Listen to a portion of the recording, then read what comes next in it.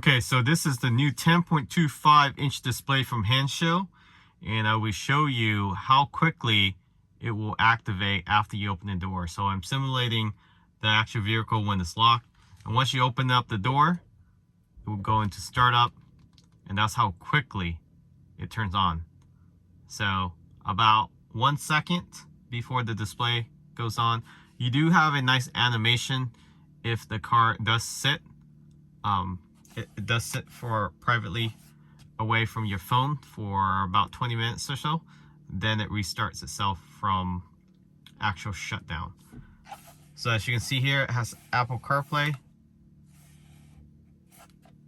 And you can see there you have different adjustment. You have your navigation, you have your Apple CarPlay, and then you have your instrument cluster there.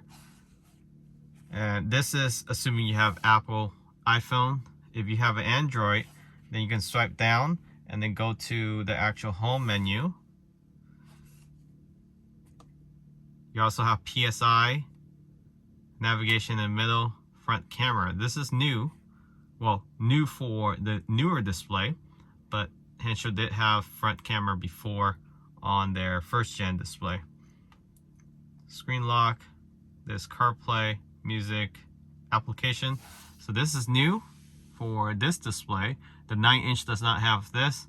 You have full access to Android Auto as well as Android device and application. You have your Play Store, you have your browser, you have Maps, Assistant, voice command from Google browser.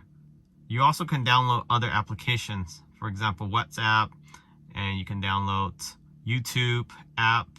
You can download, I believe you can also download other application. Anything in the Play Store is fair game. We actually watch Disney Plus on here as well as Netflix. One good thing about this is you can wirelessly cast, meaning that you can cast your phone on here exactly how it looks like on your phone, and you can watch videos, YouTube, and so forth while you're driving. So there's no limitation there. There's a lot of functionality with this. It works exactly like an Android device. When you have application open on the left side, just like the 9-inch display, you have your car instrument cluster on the right hand side, and then you're also able to adjust the setting, brightness, darkness, and able to do auto, bright and dark. Or you can go back to your CarPlay. This does come with GPS antenna as well as 5G or 4G antenna built in if you decide to use a SIM card separate from your phone. And going back to the home screen, this display itself is a lot higher resolution than the original one with the camera. Is almost, if not better than the 9-inch one. You have the same indicator on here, your lights, drive mode. One different here is you have over the air update that you can get update to have the software go directly into the device without bringing a USB in your vehicle. So you don't have to go to it. You don't have to go to a computer. You can go directly to this device, connect it to a Wi-Fi source or hotspot, and then you'll be able to update your firmware here. So that's one great thing about this new 10.25-inch display. And then settings, you have controls here, quick controls. Pull it down a little bit further. You can change languages, go general. It does come default to an Asian language. So to get there, you swipe down once, twice, go setting. It's the first icon on the first tab, and then the first one again, and then select English.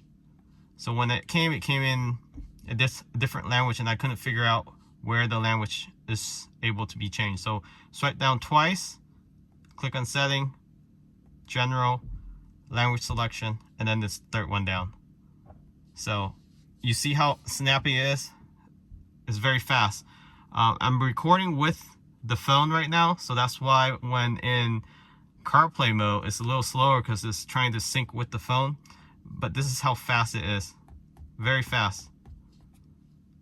If anything, I think it's slightly faster than the 9-inch display. I really like this PSI. You can do bar or PSI for your tire pressure, and it actually works. There's a Wi-Fi mode, there's a 4G, and there's a Bluetooth quick controls. There's your range. You can switch that to percentage. So you have quick flip. So they try to mimic what Tesla function does on the main display. This display seems higher resolution than the actual Tesla main display, which is pretty neat. It is 10.25 inch, slightly larger than the 9-inch, but it has smaller bezel. So that means you have more airflow than the original display, the Gen 1 with the front camera. And then when you put it in drive, it switched to the camera, or you can manually turn on the camera. If I recall, settings,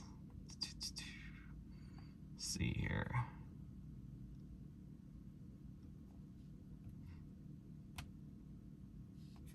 Camera, front camera, there's the front camera. You can quickly go there, Apple CarPlay, car setting. So that's how you get there. So there's that folder application icon. That's how you open up everything. Select English. Let's go back to the main screen. So those are the main function of this new display. It does have more functionality because it acts as an Android device versus just Android Auto or Apple CarPlay. The 9-inch, that's all you get. This actually have the Android Play. So Play Store. So then you can download any other apps, just like it's a smartphone, but this is for Android device. I think it's pretty neat. So if you're interested in this, there's a huge sale right now. I'll post a link in the description of this video, also a promo code. Make sure you use that. But the discount ends end of this month. So after Cyber Monday, that is it. There's no more sale. So take advantage of it. It's pretty much install ready. There's additional wires, as I mentioned. There's camera, there's the 4G as well as the GPS if you don't have connection to internet or data.